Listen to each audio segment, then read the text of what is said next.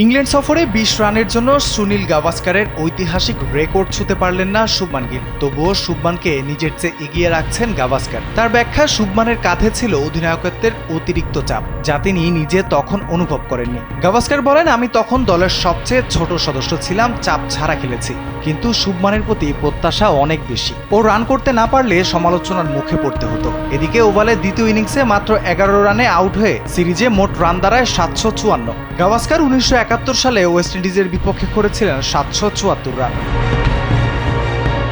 England সফরে শুভমানের performance ছিল নজরকাড়া। হেডিংলিতে প্রথম ইনিংসে ১৪৭ আর এজবাস্টনে ২৬৯ ও ১৬১ রান করে এক টেস্টেই ৪৩০ রান তুলে নেন শুভমান। তবে পরের ৩ টেস্টে বড় ইনিংস খেলতে না পারায় ৭৫৪ রানে থামতে হয় শুভমানকে। গাভাস্কারের মতে রেকর্ড ঈশ্বরের হাতে, তবে এই ৭৫৪ রান দলের প্রয়োজন মিটিয়েছে, সেটাই আসল। এমন পারফরমেন্সের জন্য ওভালে গাভাস্কার পুরস্কৃত করেছেন শুভমানকে। তার মানসিক দৃঢ়তা ও নেতৃত্ব গুণেরও প্রশংসা করেন গাভাস্কার। রেকর্ড না ভাঙলেও শুভমানের এই ইনিংস ভারতীয় ক্রিকেট ইতিহাসে বিশেষ জায়গা করে নিয়েছে। চাপের মুখেও নেতৃত্ব ও ধারাবাহিকতার এক নিখুঁত উদাহরণ এখন শুভমান গিল। রাফিউল ইসলাম রাতুল, কালবেলা।